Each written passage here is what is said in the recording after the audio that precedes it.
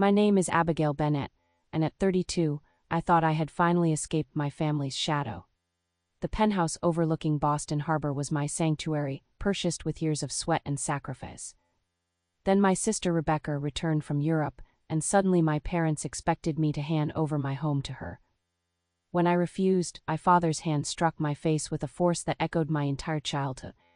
That slap changed everything. What I did next shocked them all, but saved me in ways I never imagined. Before I tell you how I stood up to my family after years of being the forgotten daughter, let me know where you're watching from and hit subscribe if you've ever had to put yourself first despite what your family wanted. I grew up in Brookline, a middle-class Boston suburb where appearances mattered more than reality. From the outside, we looked like the perfect family: Dad Lawrence, a successful accountant, Mama Lena running various charity committees, Rebecca the gifted artist, and me, the quiet, responsible one. Our modest colonial home was always spotless when guests came over, but behind closed doors, the dynamics were far from picture perfect.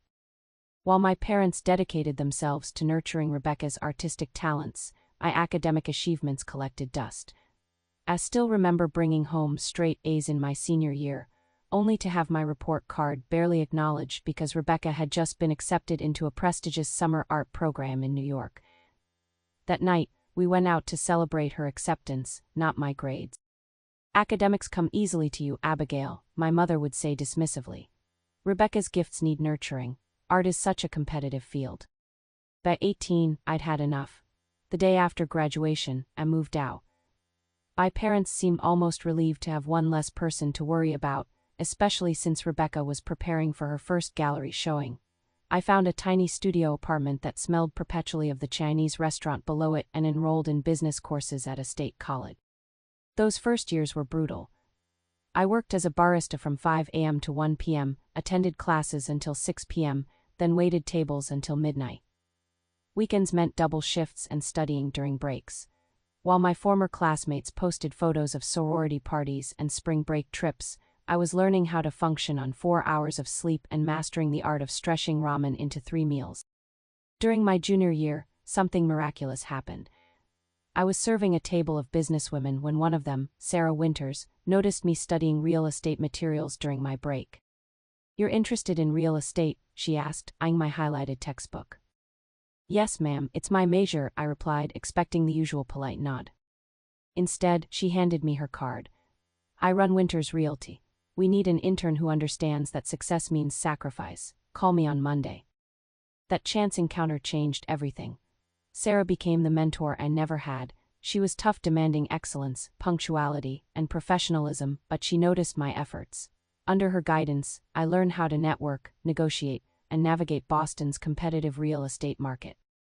After graduation, Sarah offered me a full-time position. My starting salary wasn't impressive, but the commission structure offered potential. While my colleagues left the office at 5 p.m., I stayed until 8 p.m. calling leads.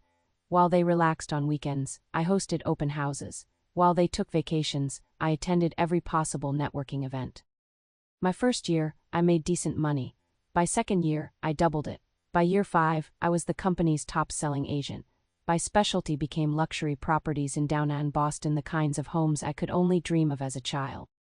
All that time, I lived modestly in a 1-bedroom apartment, saving every possible penny. I drove a used Honda while showing clients properties from Lamborghinis. I bought clothes from outlet stores and changed in my car before meetings. Every sacrifice had a purpose. 7 years after starting at Winters Realty, I received the largest commission of my career, nearly $200,000 from selling a waterfront property to a tech entrepreneur.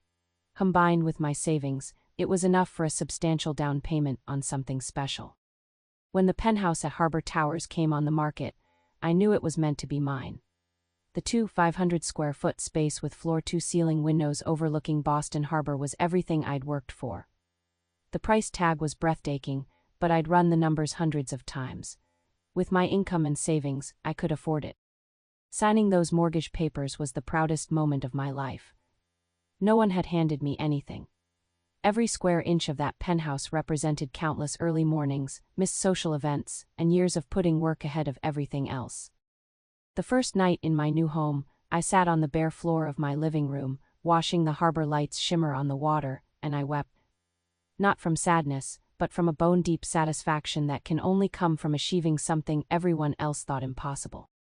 I decorated slowly, choosing each piece with care. A custom sectional in soft gray velvet. A dining table crafted from reclaimed wood. Original artwork from local artists. The master bedroom became my retreat with a king-sized bed, luxury linens, and a reading nook nestled in the bay window. The second bedroom became my home office, while the third I converted into a guest room that rarely saw visitors.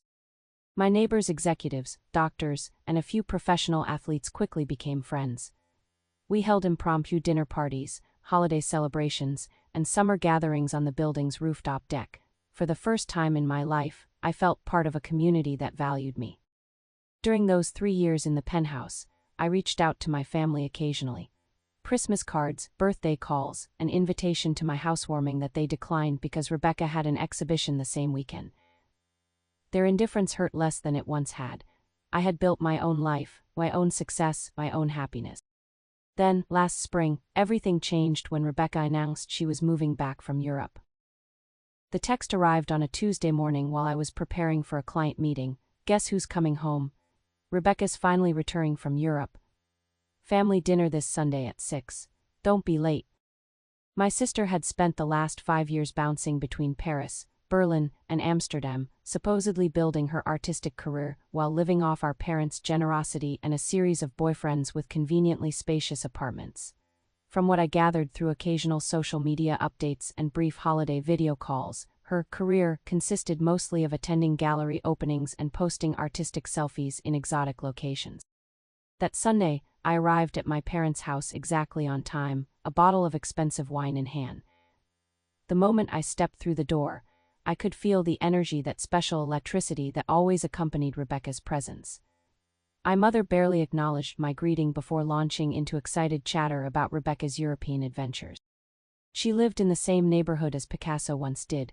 Can you imagine? My mother beamed while arranging an elaborate charcuterie board that had certainly never appeared for my visits alone. My father emerged from his study, giving me a perfunctory hug before asking, "Have you heard from your sister? Her flat landed an hour ago." Rebecca arrived 40 minutes late in a whirlwind of oversized sunglasses, colorful scarves, and dramatic air kisses. At 30, she still carried herself with the entitled confidence of someone who had never heard the word no. "Abby," she exclaimed, using the nickname she knew I disliked. "Look at you, all corporate and successful, still selling houses to rich people." "It's good to see you too, Rebecca," I replied, choosing diplomacy. "And yes, my real estate career is going very well." Dinner was predictably frustrating. My parents hung on Rebecca's every word as she regaled us with tales of European adventures, dropping names of supposedly famous artists I'd never heard of and describing parties in Parisian lofts and Berliner art collectives. Any attempt I made to contribute to the conversation was quickly redirected. "So, I closed on the Henderson property last week," I mentioned during a rare lull. "It was the highest-selling condo in that building's history." "That's nice, dear," my mother said with a distracted smile before turning back to Rebecca. "Now tell us more about that Italian sculptor you were working with. He sounds fascinating." Halfway through dessert, Rebecca dropped her bombshell. "So, I'm moving back permanently," she announced, dramatically setting down her wine glass. "Europe was amazing for my development, but I think Boston is ready for what I have to offer now." My parents practically vibrated with excitement. "That's wonderful news," my mother exclaimed. "We've missed you so much." "Do you have a place lined up?" I asked, already sensing where this conversation might be heading. Rebecca sighed theatrically. "That's the thing. The art scene here isn't exactly lucrative at first. I need to find somewhere affordable while I establish myself." The look my parents exchanged told me everything I needed to know. "Well," my father began carefully, "I'm sure your sister might have some ideas, given her real estate expertise." And there it was, the first hint of what would become relentless pressure. "Actually, I'd be happy to help you look for apartments," I offered genuinely. "There are some great options in Somerville and Jamaica Plain that are popular with artists. I could even cover your first month's rent as a welcome home gift." Rebecca wrinkled her nose. "Somerville, that's so remote. I need to be downtown, where the galleries and connections are somewhere inspiring." "Downtown Boston is extremely expensive," I explained. "Even small studios start at—" "You know," my mother interrupted, "Rebecca needs somewhere that reflects her artistic sensibilities. somewhere with character and good light. The conversation shifted, but the seed had been planted. After dinner, Rebecca insisted on seeing my penthouse. I can't believe I haven't visited my successful big sister's place yet. Reluctantly, I agreed. The moment Rebecca stepped into my home, I regretted the decision. She moved through the space like she was conducting an inspection, running her fingers over my furniture, commenting on my safe design choices, and eventually settling herself on my balcony as if she belonged there. "This view is absolutely perfect," she sighed, gazing out at the harbor. "Imagine the paintings I could create here." The following Sunday brunch was even more uncomfortable. My parents had clearly been discussing the Rebecca situation extensively. "You know, Abigail," my mother began while buttering her toast, "your sister really needs a stable environment to re-establish herself in Boston." "I've sent her several apartment listings," I replied. "There's a great one-bedroom in Back Bay that just came on the market." "Back Bay?" my father frowned. "On an artist's income?" "That's why I offered to help with the first month's rent and security deposit," I reminded them. "It seems silly for Rebecca to spend money on rent when there are other options," my mother continued, not meeting my eye. "What other options?" I asked, though I already knew. "Well, you have all that space in your penthouse," my father said bluntly. 3 bedrooms for just one person. "I use the second bedroom as my home office," I explained. "My work requires privacy and professionalism for client calls and virtual meetings." "You could set up a desk in your bedroom," my mother suggested. "Lots of people work from their bedrooms these days." By the time I left brunch, the knot in my stomach had grown. They hadn't directly asked yet, but their expectations were clear. My space, my sanctuary, my hard-earned success should be sacrificed for Rebecca, again. My mother's call came the following Wednesday evening, just as I was finishing a virtual tour with an overseas client. "Abigail, dear, I've been thinking," she began, her voice carrying that sugary tone that always preceded a demand disguised as a request. "Rebecca's having trouble finding suitable housing. Would it be possible for her to stay with you? Just temporarily, of course. 2 weeks maximum, until she finds her feet." Every instinct told me to refuse, but decades of conditioning kicked in. 2 weeks, I emphasized. And she needs to respect that I work from home. "Of course, darling, she'll be the perfect houseguest. You'll hardly know she's there." Rebecca arrived the next day with 4 massive suitcases, a portfolio of oversized canvases, and art supplies that smelled strongly of turpentine and linseed oil. "This is just the essentials," she explained, as the building's doorman helped her wheel everything into my immaculate living room. "The rest is in storage." "The guest room is down the hall," I said, pointing. "I've cleared some closet space for you." Rebecca surveyed the room with barely concealed disappointment. "It's a bit small, and the light isn't great for painting." "It's a guest room, Rebecca, for sleeping. You can use the dining area during the day if you need to work on your art." By the end of the first week, Rebecca had completely disrupted my carefully ordered life. She woke at noon, played music loudly while I was on client calls, and transformed my dining area into an art studio complete with paint splatters on my hardwood floors. When I confronted her about a particularly noticeable blue splatter, she rolled her eye. "It adds character, Abby. This place is so sterile, like a hotel, don't you want it to feel lived in?" The second week brought even more boundary violations. I returned home one evening to find 6 strangers in my living room, drinking my wine and critiquing the installation Rebecca had created using my personal belongings arranged in what she called a commentary on capitalist accumulation. Among the installation pieces was the crystal vase my mentor Sarah had given me when I made partner, now filled with cigarette butts. "What is this?" I demanded, carefully extracting the vase from the display. "This is not an art supply. This was a gift that means a lot to me." "God, you're so uptight," Rebecca laughed, taking the vase from my hands and placing it back among her arrangement. "It's just stuff, Abby. Possessions don't matter in the grand scheme of things." "They matter to me," I insisted, feeling my chest tighten, "and these are my possessions in my home." My parents dropped by unannounced that weekend, ostensibly to check on Rebecca's temporary living situation. They toured the penthouse with approving nods, complimenting how Rebecca had warmed up the space with her artistic touches. "It feels like a home now," my mother remarked, admiring the bohemian tapestries Rebecca had hung over my carefully selected abstract painting. "It was a home before," I said quietly. "You know what I mean, dear. It has personality now." When the 2-week mark arrived, I gently reminded Rebecca of our agreement. I've compiled a list of apartments that came on the market this week. There's one in the South End that would be perfect. Rebecca's eyes welled with tears. I can't believe you're kicking me out when I've just started to feel settled. My art series is finally flowing, and now you want me to disrupt my creative process. We agreed on 2 weeks, I reminded her. I've honored that agreement. Instead of responding to me, Rebecca pulled out her phone and stepped onto the balcony. I could hear her tearful voice as she called our parents, no doubt painting me as the villain. Sure enough, within an hour, my phone was buzzing with messages. Mom, Rebecca is absolutely devastated.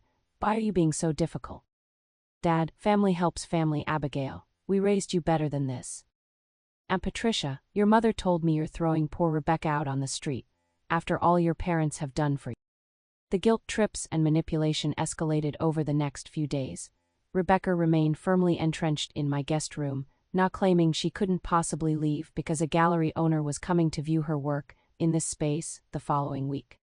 3 weeks into Rebecca's 2-week stay, my parents insisted on a family meeting at my penthouse. I arrived home from work to find them already there, Rebecca having given them the key I'd reluctantly provided for emergencies. We need to discuss a more permanent solution, my father announced from my sofa, looking strangely comfortable in my space. Rebecca's artistic career is at a critical juncture. And what does that have to do with my home? I asked, remaining standing while they sat arranged like a tribunal. Be reasonable, Abigail, my mother sighed. This place is perfect for Rebecca's needs, the light, the space, the location near the gallery. It's my home, I stated simply. I worked for years to afford it. And you should be proud of that achievement, my father said in his patronizing business voice. But you're established now. You can afford another place. Rebecca is just starting out. Just starting out? She's 30 years old and has never held a steady job, I pointed out. That's because she's an artist, my mother defended. Creative souls can't be constrained by conventional employment. What exactly are you asking me to do? I demanded, though I already knew. My father cleared his throat. We think the most sensible solution would be for you to let Rebecca take over the penthouse. You could find a nice 1-bedroom closer to your office. It would probably be more practical for you anyway. I stared at them, momentarily speechless. They weren't just asking me to share my space anymore, they wanted me to give up my home entirely. That's not happening, I said firmly. This is my home, I earned it, I pay the mortgage. Don't be selfish, Abigail, my mother snapped. Family sacrifices for family. When has anyone in this family ever sacrificed for me? I asked, my voice rising despite my efforts to stay calm. When has Rebecca ever sacrificed anything? Rebecca's face crumpled into the perfect victim expression she'd perfected since childhood. I can't believe you're being so cruel. I just need a chance to establish myself. As the argument escalated, I watched my family reveal their true expectations. That my success existed primarily to benefit Rebecca, that my achievements were resources to be redistributed, and that my boundaries meant nothing when weighed against my sister's desires. That night, after they finally left, I sat alone in my living room, surrounded by Rebecca's encroaching possessions, and realized with perfect clarity that this pattern would never end unless I ended it. The text from my mother arrived with its usual passive-aggressive undertone.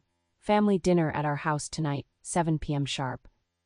Your father and I need to discuss Rebecca's housing situation with both of you present. Don't be late. I considered not going.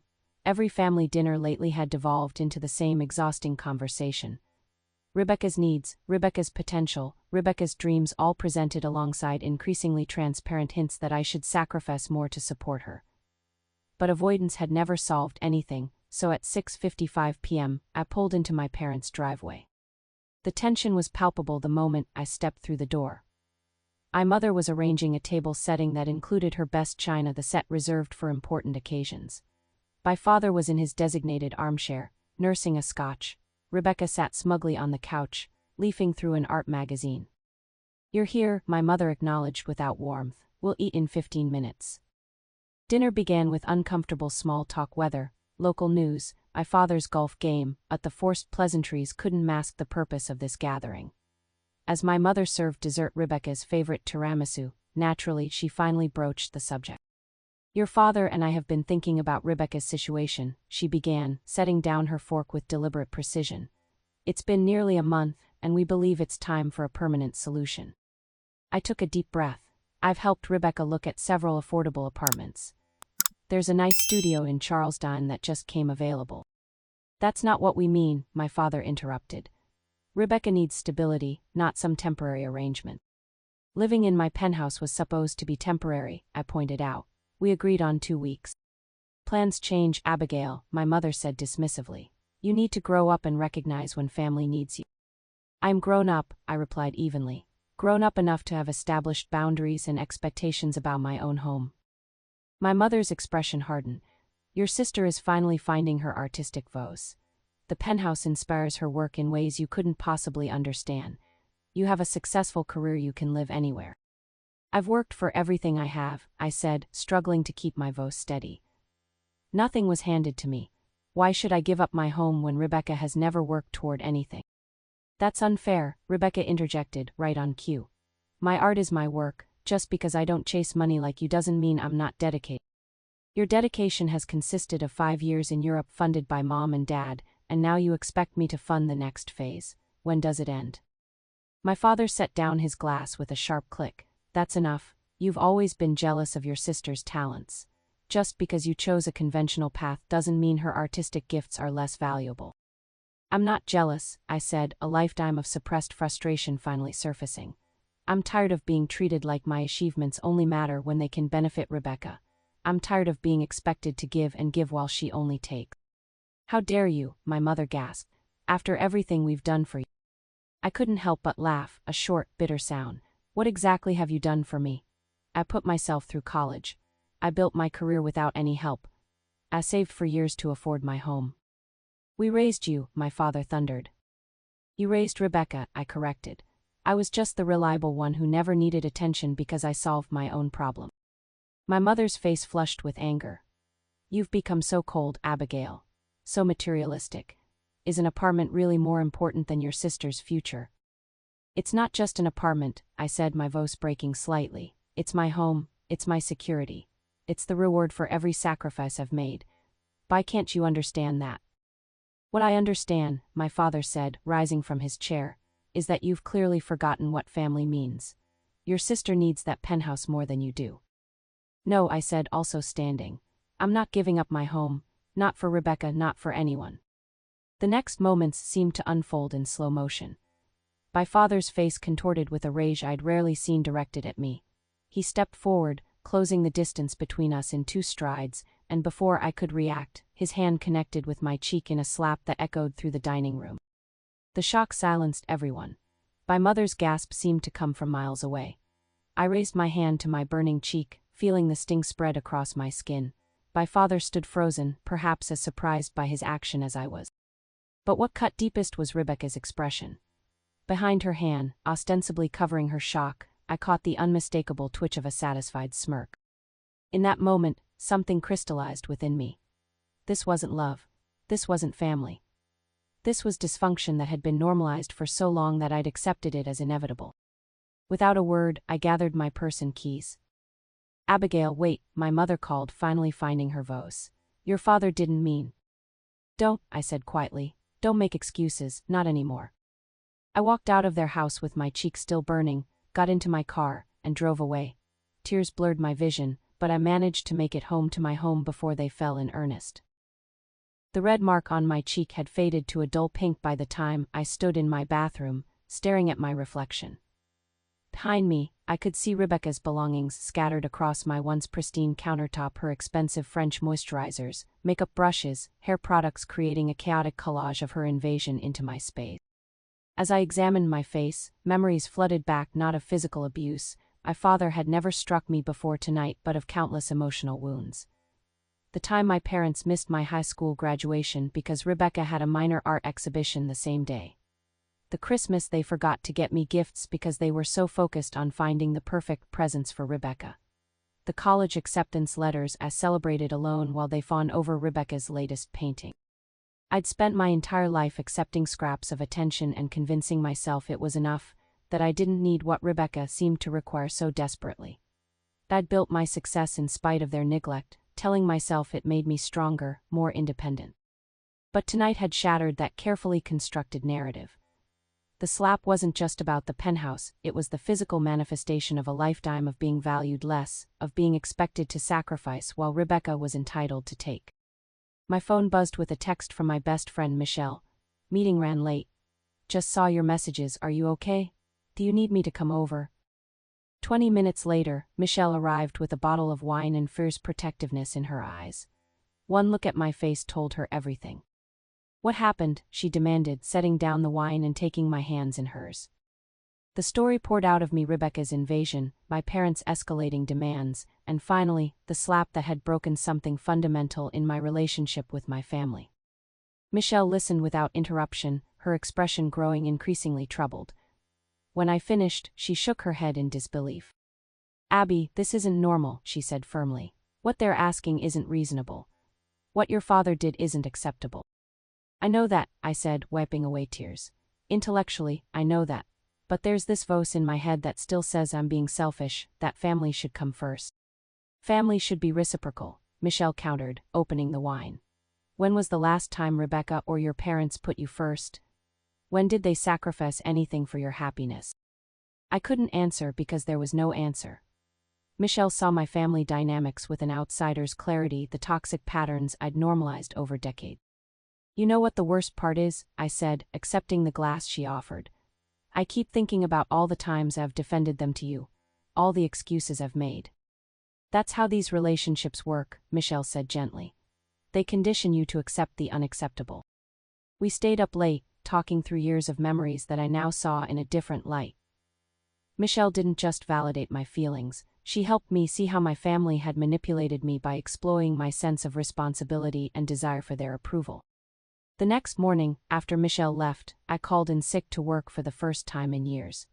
Instead of going to the office, I spent the day researching family estrangement, narcissistic family dynamics, and setting boundaries with toxic relatives. The articles and forums I found were like reading about my own life: the golden child/scapegoat dynamic, the expectations of sacrifice, the guilt and manipulation tactic. I scheduled an emergency appointment with Dr. Patricia Wilson, a therapist I'd seen briefly after a particularly difficult breakup years before. In her calm office, I recounted my family history, ending with the confrontation and the slap. What you're describing is a classic narcissistic family system, Dr. Wilson explained. Rebecca as the golden child, you as the scapegoat, expected to support the family narrative without having needs of your own. But they're not bad people, I found myself saying automatically. They just favor Rebecca. Dr. Wilson looked at me steadily. Abigail, if a friend told you her father slapped her for refusing to give her home to her sister, what would you tell her? The question landed like a stone. I'd tell her that's abuse, I admitted quietly. We often accept from family what we would never accept from others, she observed. The question now is, what boundaries do you need to set for your own well-being? Over the next week, I continued my research and therapy sessions while avoiding my family's calls and messages. Their texts ranged from my father's angry demands that I stop this childish behavior, to my mother's guilt-laden pleas about Rebecca's deteriorating mental state due to housing insecurity. I consulted with James Henderson, a lawyer friend who specialized in property law. Over coffee in his office, I explained my situation. Legally, you're on solid ground, he assured me. Rebecca has no claim to your property. She's technically a guest who's overstayed her welcome. You have every right to evict her. What's the process? I asked.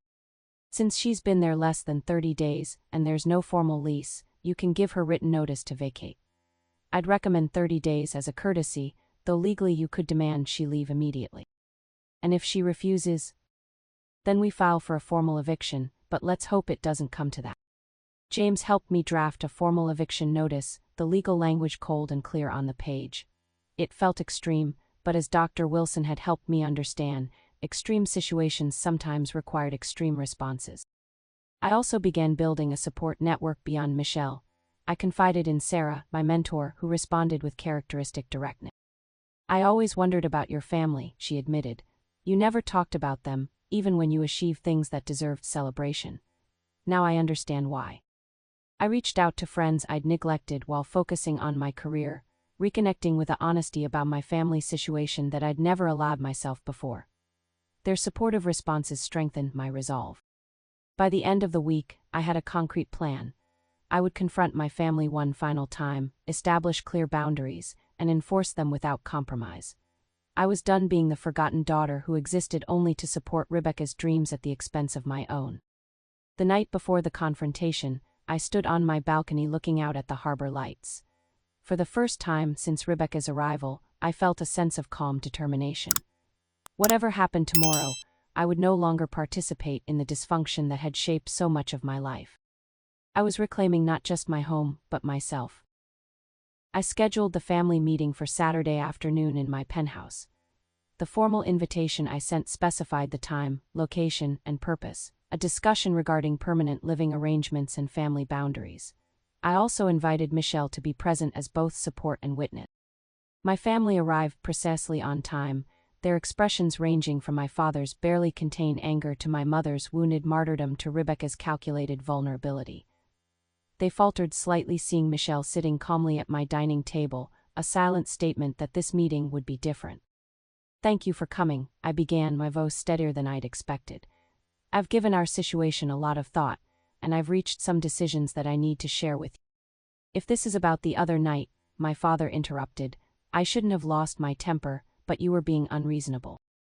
"This isn't about your apology, which, by the way, you haven't actually offered," I replied. "This is about patterns that have defined our family for decades." I'd prepared notes but found I didn't need them. Years of suppressed thoughts flowed naturally now that I'd given myself permission to speak them.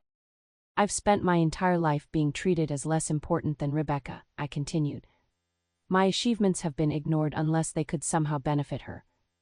My boundaries have been treated as obstacles to overcome rather than expressions of my needs. That ends today." My mother's face tightened. "That's a very hurtful characterization, Abigail. We've always loved both our daughters equally." "Equal love doesn't mean identical treatment," I acknowledge, "but it does mean equal respect. I haven't received that." I turned to Rebecca. "You've been staying in my home for nearly a month now, well beyond our agreed-upon 2 weeks. During that time, you've damaged my property, invaded my privacy, and made it increasingly difficult for me to work and live comfortably in my own space." Rebecca's eyes immediately welled with tears. "I thought we were connecting as sisters. I didn't realize you were keeping score." "This isn't about keeping score," I said firmly. "It's about respect and boundary." I reached for the envelope on the coffee table and handed it to Rebecca. "This is a formal notice giving you 30 days to find alternative housing and vacate my penthouse." The stunned silence that followed was quickly broken by my father's explosion. "This is outrageous," he shouted, rising to his feet. "You would evict your own sister. What kind of person have you become?" "The kind who respects herself enough to set boundaries," I replied, refusing to match his volume. "Rebecca is an adult. She needs to take responsibility for her own housing, just as I have." My mother was openly crying now. "You've always been jealous of your sister's gifts. This is spite, pure and simple." "This isn't about jealousy," I said. "This is about recognizing that I matter too. My home, my career, my boundaries, they all matter." Rebecca, always attuned to which way the wind was blowing, shifted tactics from wounded victim to righteous anger. "You think you're so much better than me because you sell overpriced real estate to rich people. At least my work has meaning." "Your work is valid, Rebecca," I acknowledge. "But my success doesn't diminish yours, and it doesn't obligate me to support you financially." My father stepped toward me, his posture intimidating. "I won't let you do this to your sister." Michelle stood up immediately. "Mr. Bennett, if you raise your hand to Abigail again, I will call the police. That's not a threat, it's a promise." His face flushed with anger and embarrassment. "This is a family matter. You have no place here." "I invited her," I said, "because family doesn't always mean safety, as you demonstrated last week." "So this is how it's going to be?" my mother asked, her voice trembling. "You choose your property over your family." "I'm choosing myself," I corrected. "Something I should have done years ago. I love you all, but I won't sacrifice my well-being to maintain this dysfunctional dynamic." I took a deep breath and delivered the ultimatum I'd rehearsed with Dr. Wilson. "You have a choice. You can respect my boundaries and we can work toward a healthier relationship, or you can continue as you have been and lose me from your lives. I won't participate in my own diminishment anymore." "This is ridiculous emotional blackmail," my father sputtered. "No, it's a boundary," I said calmly, "one I intend to enforce." The meeting deteriorated quickly after that. My father threatened to cut me out of there, a threat that might once have devastated me but now seemed almost liberating. My mother seckled between tearful pleas and sharp accusations about my coldness. Rebecca stormed to the guest room, slamming the door with theatrics. When they finally left, my parents, not Rebecca, who remained barricaded in the guest room, Michelle gave me a fierce hug. "I'm so proud of you," she said. "That was one of the bravest things I've ever seen." The next month was one of the most difficult of my life. True to form, my family escalated their pressure tactics to unprecedented levels. My phone filled with messages from extended family members, aunts, uncles, cousins, all expressing shock and disappointment at my cruelty. My mother had apparently contacted everyone in the family tree with a carefully crafted version of events that cast me as the villain. "How could you throw your poor sister out on the street?" my Aunt Judith demanded in a voicemail. "After everything your parents have done for you." My father took a different approach, contacting colleagues at competing real estate firms to express concern about my professional judgment, a thinly veiled attempt to damage my reputation in the industry. Rebecca, meanwhile, launched a passive-aggressive social media campaign, posting artistic black and white photos of herself looking pensively out my penthouse windows with captions like "Last days in paradise before heartless capitalism claims another victim." She also made the remaining days of her stay as uncomfortable as possible. She invited friends over at all, accidentally spilled red wine on my white sofa, and left the balcony door open during a rainstorm that damaged my hardwood.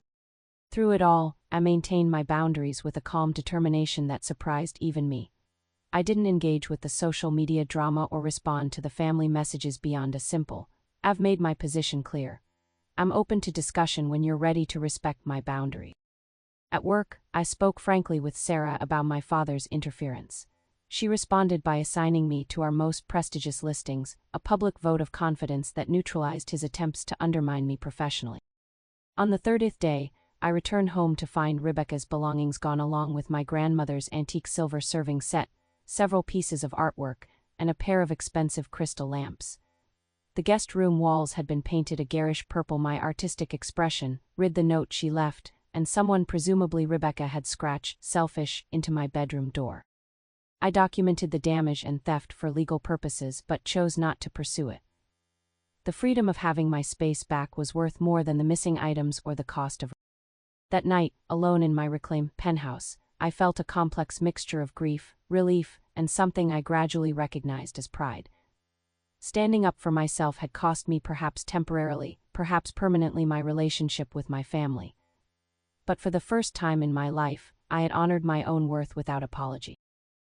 6 months passed in a strange new reality, a life without the constant undercurrent of family obligation and inadequacy. The first few weeks felt disorienting, like stepping off a spinning carousel and trying to walk a straight line. I'd catch myself composing mental justifications for decisions that needed none, or feeling flashes of guilt over simple acts of self-care. Dr. Wilson helped me understand these as aftershocks of leaving a dysfunctional system. "You've spent your entire life being told your needs matter less," she explained during one of our weekly sessions. "It takes time for your emotional responses to catch up with your intellectual understanding." Gradually, the guilt diminished. I redecorated my penthouse, erasing the physical reminders of Rebecca's presence. The guest room with its purple walls became a peaceful yoga and meditation space in soft blues and grays. I replaced the damaged sofa with one I'd always wanted but had considered too impractical, a luxurious cream-colored sectional that made no concessions to other people's carelessness. My career flourished in unexpected ways. Without the emotional drain of my family dynamics, I found new creativity and energy for my work. I pioneered a virtual reality home tour system that became Winters Realty's signature service, earning me a promotion to partner, the youngest in the firm's history. I also discovered the joy of genuine connections. Michelle and I planned a weekend trip to Cape Cod, my first real vacation in years.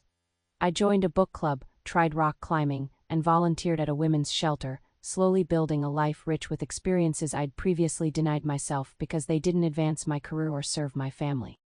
My parents maintained their silence. Christmas passed without a call, then my birthday. I sent cards for both holidays, brief, polite notes acknowledging the occasions without apology or recrimination. They went unanswered. Rebecca, I learned through social media, had moved in with our cousin Jennifer in Brookline and was now teaching children's art classes at a community center, her first stable employment in years. Her posts no longer mentioned me. Then, on a crisp October morning, I encountered Rebecca unexpectedly at a cafe near my office. I had just ordered my usual latte when I heard her familiar voice behind me. Abigail? I turned to find her looking different than I remembered, her hair shorter, her clothing less flamboyant, her expression uncertain rather than entitled. Rebecca, I acknowledged, maintaining a neutral tone. How are you? She hesitated, then gestured to a table. Do you have a minute? Against my better judgment, I sat. An uncomfortable silence stretched between us until Rebecca finally spoke. I'm sorry, she said simply. About your apartment, the things I took, the damage. I studied her face, searching for the manipulation I'd learned to expect. Instead, I found what appeared to be genuine discomfort. Thank you for saying that, I replied carefully. I've been seeing someone, she continued, fidgeting with her coffee cup. A therapist, Jennifer insisted after I had a bit of a meltdown when the community center director criticized my teaching approach. I nodded, unsure how to respond. She's helping me see some patterns, Rebecca continued. Things about our family that aren't normal, things about how I've behaved. She looked up at me directly. I've been awful to you, haven't I? Not just about the penthouse, always. The admission was so unexpected that for a moment I couldn't speak. Yes, I finally said, you have. She didn't cry or become defensive, another surprising change. I don't expect forgiveness. I just wanted you to know that I'm starting to understand, and I'm trying to be different. That's good to hear, I said, still cautious.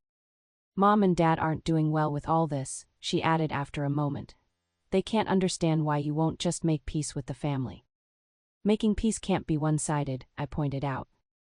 Rebecca nodded slowly. I think they miss you more than they can admit. Dad keeps driving by your building. Mom has your real estate headshot in a drawer. I found it when I was helping her organize the kitchen. I felt a pang of sadness but maintained my resolve. They know what needs to happen for us to rebuild a relationship. Boundaries and respect, Rebecca said, surprising me again. That's what my therapist says families need to be healthy. Your therapist sounds insightful. As we parted ways, Rebecca hesitated. I'm not asking for anything, but would it be okay if I called you sometime, just to talk? I considered her request. You can text me, let's start there. Over the following months, our cautious text exchanges gradually evolved into occasional coffee meetings. Rebecca was different, still artistic and emotional, but with a new self-awareness that made real conversation possible. She shared insights from her therapy, acknowledged past behaviors without excuses, and respected my boundaries without protest. Through Rebecca, I heard that our parents were struggling to adjust to the new reality. My father had experienced health problems, high blood pressure, stress-related issues that he attributed to family worries. My mother had joined a support group for parents estranged from their children, though Rebecca noted wryly that she seemed more interested in receiving sympathy than understanding her role in the estrangement. 3 months after our cafe encounter, I received a formal card from my parents inviting me to Thanksgiving dinner. No mention of our conflict, no acknowledgement of the past year, just a dinner invitation as if nothing had happened. After discussing it with Dr. Wilson, I declined politely, suggesting instead that we might meet on neutral ground, perhaps lunch at a restaurant, to begin rebuilding our relationship. My mother called in tears, alternating between pleas and accusations. My father didn't contact me at all. The healing wasn't linear or complete, but it was real. Some relationships in my life became stronger. My friendship with Michelle deepened into a sisterly bond that gave me the family feeling I'd always craved. Some remained in careful limbo. Rebecca and I established a fragile but honest connection that acknowledged our past without being defined by it. Some seemed permanently altered. My parents continued to resist the new boundaries, unable to relinquish the family narrative they'd constructed. Through it all, my penthouse remained my sanctuary, not just a symbol of my professional success, but a physical manifestation of my right to define my own life.